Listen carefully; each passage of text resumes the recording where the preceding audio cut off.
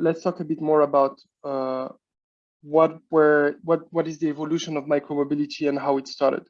So micromobility appeared in Europe back in the 90s with the first bike sharing schemes that appeared in Northern Europe. So for instance, in Paris, in Denmark, I think that the first bike sharing system dates back to 95.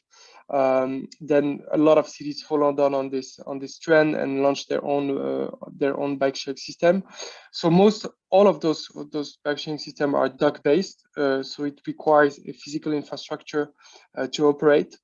So for instance, in Paris in 27, the city of Paris launched Vélib, which is an extremely successful and high network bike scheme system.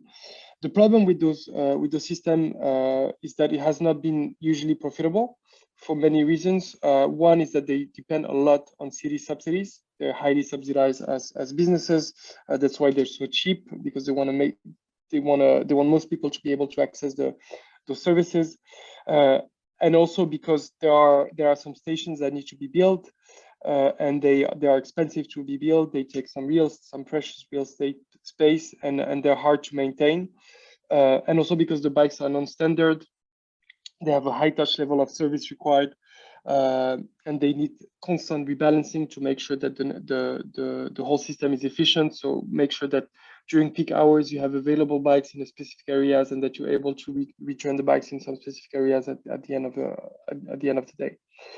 So that was the first, let's say, schemes that were launched in the 90s.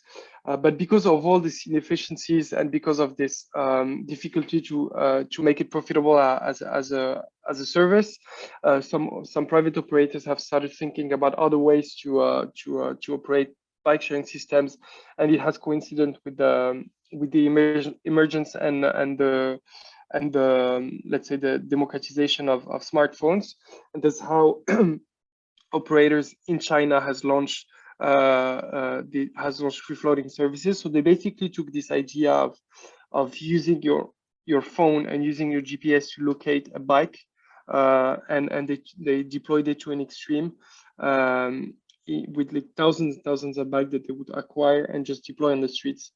And the idea behind it is that the more bikes you have and the more ubiquitous your service is, the more users you'll get, because basically you become the number one service, and you always have a bike around you. And the problem with this kind of approach is that, one, you're burning a lot of cash in acquiring your vehicles. Two, your vehicles are not always well suited to this kind of usage, so it's an intensive use.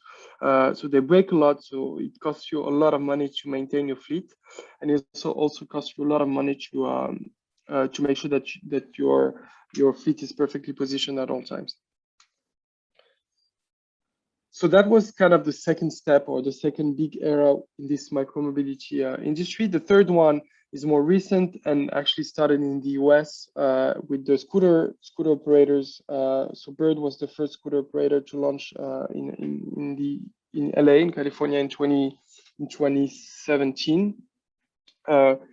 So Bird was the main idea behind Bird is that, one, there is something going on with electrification.